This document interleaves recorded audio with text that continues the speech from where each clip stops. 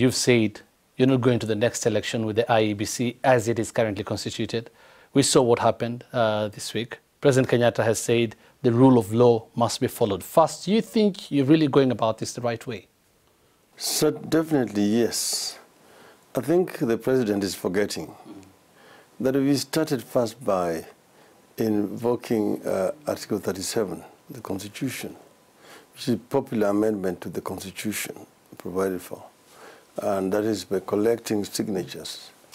And we went around the country and collected 1.6 million signatures and drafted also a bill which we forwarded to the IEBC. All this time we were consulting the IEBC. That because one of the provisions in that draft bill is basically the constitution of IEBC itself, they deliberately decided to frustrate it by claiming that a number of those signatures were not genuine. This, of course, we know is not true at all. So we have actually complied with the provisions of the Constitution. But the other one you need to know is that the Constitution vests the sovereign power in the people. It's just delegated to other institutions. So the power that the president is exercising is delegated. Even Parliament's power is delegated. But people can invoke that power and exercise it directly. Right. But the IEBC said there were discrepancies in the signatures, talking about duplications. Are you saying what they said?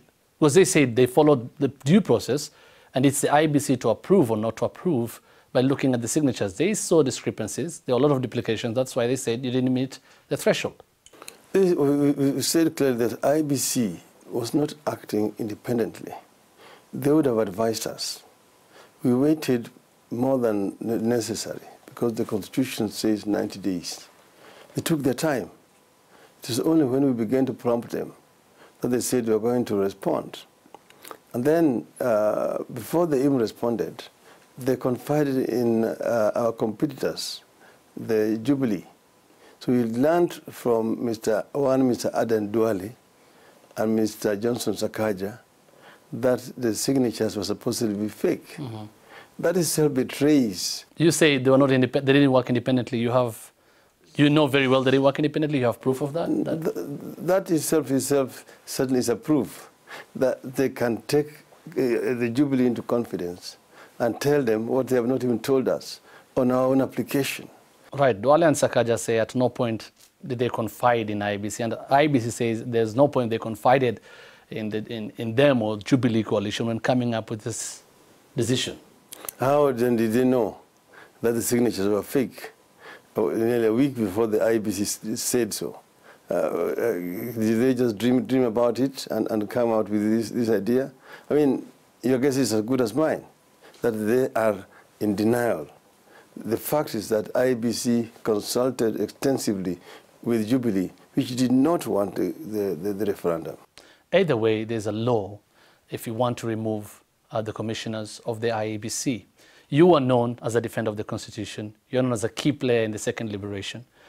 Isn't this you now going against what exactly you stand for? I've said we are acting constitutionally. And I've told you that the Constitution provides for what we're doing exactly right now. That is that we are going to the people and we're invoking that right to amend the Constitution, to change the Constitution and move the IEBC because the power vests in the people. So you'd rather not go through the other means of trying to remove them constitutionally as well, legally? You know what the Jubilee does, the so-called tyranny of numbers in Parliament, is an abuse of the Constitution itself. So we're not going to subject ourselves to that kind of humiliation in Parliament. For the record, then, you're saying you're not going through the legal channels that can take you up to Parliament because of tyranny of numbers. That's what you're saying. We are going to... wouldn't you have tried it? Have you tried to do that first of all? We have, as I mentioned to you, by painstakingly going around the entire Republic of Kenya and collecting signatures of over 1.6 million Kenyans in order to achieve what we want. And then this has been frustrated by the very same institution. You need to know how pained our members feel. at this kind of frustration. Our members feel betrayed by an institution which is there, which is being financed through their taxes. And if they were men and women of integrity, they would have walked away a long time ago. Look at the chicken gate, in which they have been very adversely mentioned, Mr. Hassan and his people. Then look at the procurement of equipment that the commission, several commissioners have been mentioned. The report of the Public Accounts Committee speaks volume. And we are saying clearly that, you see, we are going for an election. Election is a contest. There are teams that are playing. In any game, both teams must have confidence in the referee, that this referee is neutral. The IEBC has refused, for example, to carry out a proper audit of what happened publicly, like they did in Ghana, to tell us, for example, what happened on that fateful day of the voting. Why did the ICT infrastructure fail? What caused it? And what has they done to ensure that there's no repeat of that kind of things? You talked about a fair referee, that it's important going to an election. You have been criticized, I'm sure you've heard that severally, that now you're being selfish. You just want an IEBC at your own convenience. Certainly not. I mean, you know that I have been robbed twice. You know that in 2007, every fool knows what happened to the EECK. Unfortunately, this is repeated again this other time by Mr. Isaac Hassan's team. So I'm saying that impunity should not be allowed to reign supreme in our country. We will not have a country. Yes.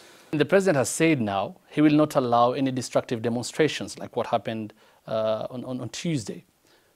Isn't this you fostering anarchy if you say you're going to keep doing this? It is not discretionary, the president to allow or not to allow. It is the right of the people. He does not have the powers to say that he's not allowing. As who? That is enshrined in the Constitution. If it says he's refusing, he's violating the Constitution. And people have the right to disobey whatever he's saying. You may not have direct, you may not be responsible for these people, so that to know what exactly they're going to do. First, do you think you should be held responsible if anything gets out of hand with this demonstration? I think it is the president who should be held responsible. One, for being obstinate, refusing to dialogue. Secondly, refusing to engage so that the IBC can be reconstituted. You are saying the president should be held responsible. At the end of the day, you're the one calling on your supporters to come out and try and remove these IEBC commissioners from office. And in countrywide, all the offices of IEBC countrywide. You may not have control, and definitely you not have control of your supporters.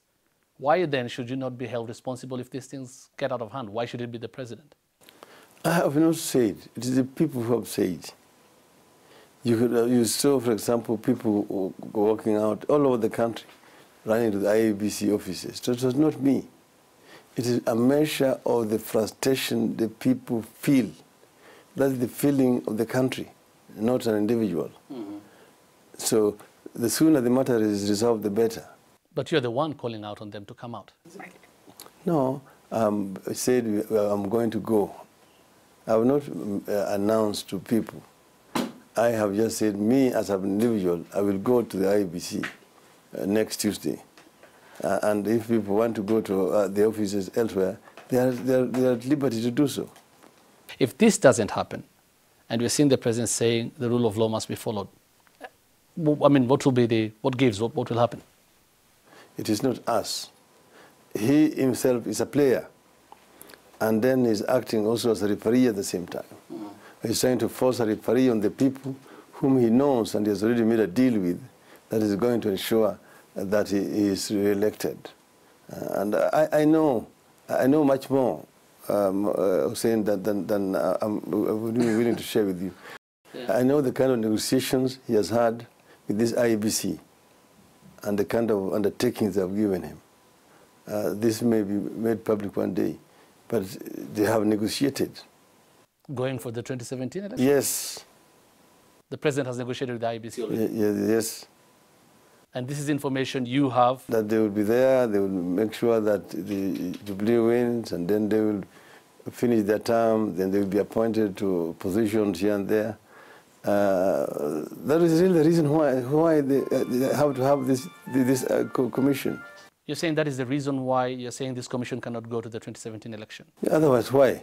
Why else would they be insisting so much that it must be these people? And this information you have from where? There is knowledge which comes sometimes through the mails, as you know them. Mm-hmm. And you can also see the body language.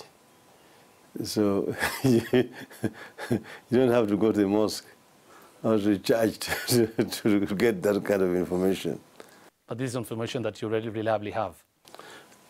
Okay. If what you want doesn't happen? I think the consequences will be too grave to contemplate. So I would rather invite the president to begin to talk now, so that we have a referee in whom we and him has got the confidence. I think it's a waste of time trying to hang on to this IEBC unless he wants to have his own elections in his own terms. Then we will say, fine, go ahead, do your elections, Mr. President. You become Monsieur le Président. Kenyans will judge you in history, and I'll tell you that history will judge you very harshly. Have you tried to approach the Jubilee coalition or the MPs? Would that be an avenue that you may have wanted to use if it's to seek to remove the IEBC commissioners? Remember when I came back from the United States of America, and I also remember on the Saba, that is 2 years ago. Mm-hmm. What did we do? We called for dialogue, and we wrote a letter directed to the president and said that this country requires dialogue in order to be able to reach a consensus on several outstanding issues before we go for an election. What did the Jubilee say? Oh, God wants Nusumkati. And they are frustrated where they are. They are trying to get half of the loaf. We said we are not interested in half of the loaf. We don't want to have anything to do with the Jubilee administration. Mm.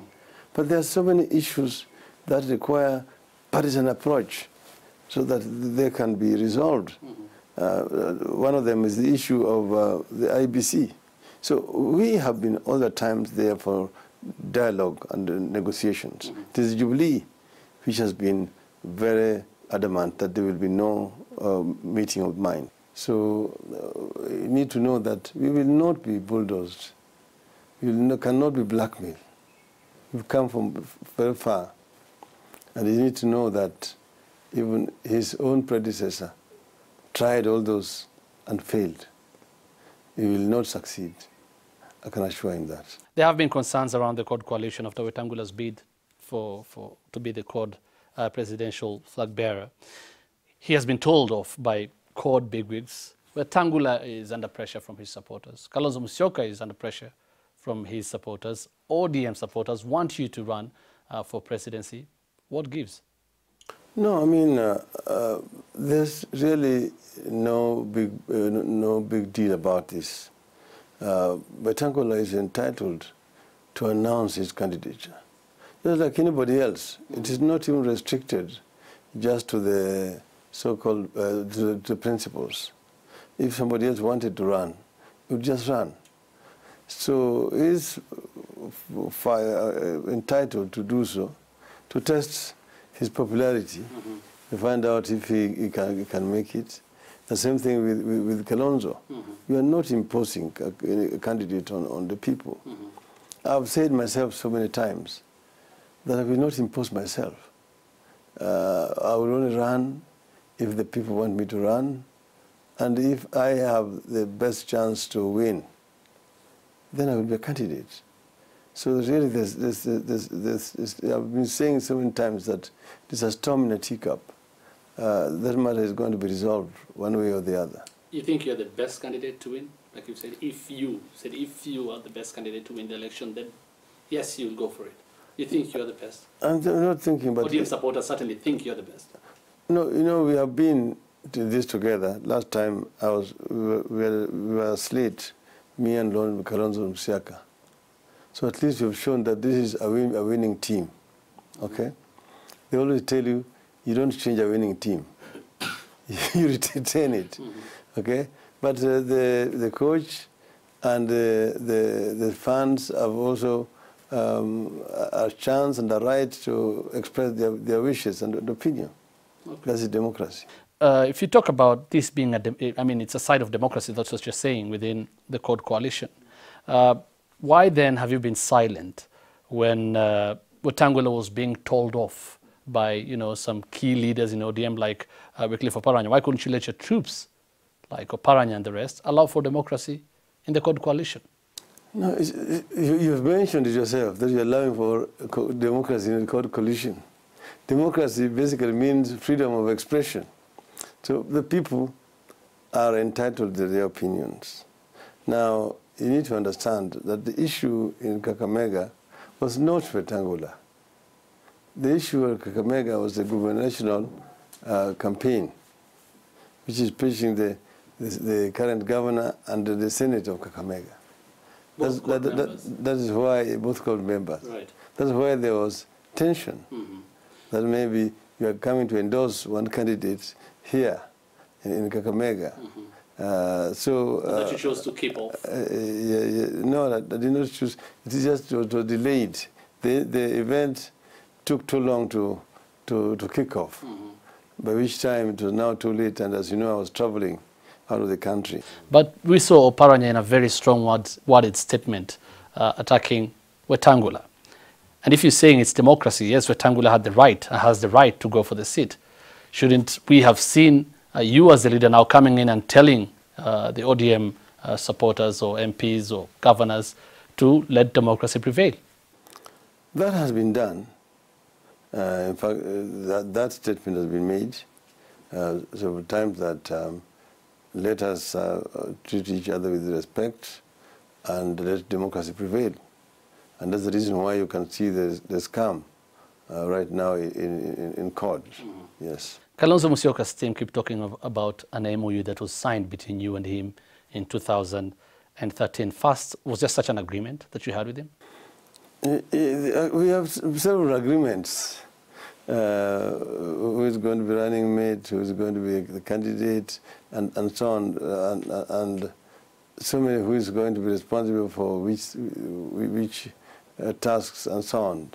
The specific one I'm talking about is the one that is being said in 2013 you agreed that after the 2013 election you will support Kalonzo Musyoka in the 2017 election. If we win elections, we run the government for 5 years, then somebody else will support somebody else. That was the agreement. That has, and we have not yet run the government. So we have nothing to hand over. Okay? So you can say the agreement which is frustrated by circumstances. But let's move forward. What's your plan then? What should be the best way to get the CORD flag bearer? We know it is our secret, and we will do it. So I don't see that this is a major issue. I think the media really want to capitalize on this matter. But it is not, and as you see what Honorable Kalonzo Musyoka has said, what Wetangula has said, CORD will remain intact. So leave it to us. This is not a matter of public conjecture or discussion. Right. But for CORD supporters, they would like to know, because you still have the big wigs who are under pressure. CORD supporters have a lot of confidence in us, and they know that we will reach an agreement. So it is the media which is doing it on behalf of Jubilee, but we are very united. The reason I say this is that in the recent past, we've seen problems in, for example, elections, and we saw what happened in Kasarani, in ODM. And that is why people would just like to know a clear way how this is going to be done. Yes, I'm just telling you it will be done. This is not a matter for public debate or discussions. We will do it if we need assistance of the public. We have got our members. We will invoke the right and invite them to. But at the moment, this is a matter between us. Thank you very much, Right Honorable Raila Odinga. Thank you so much.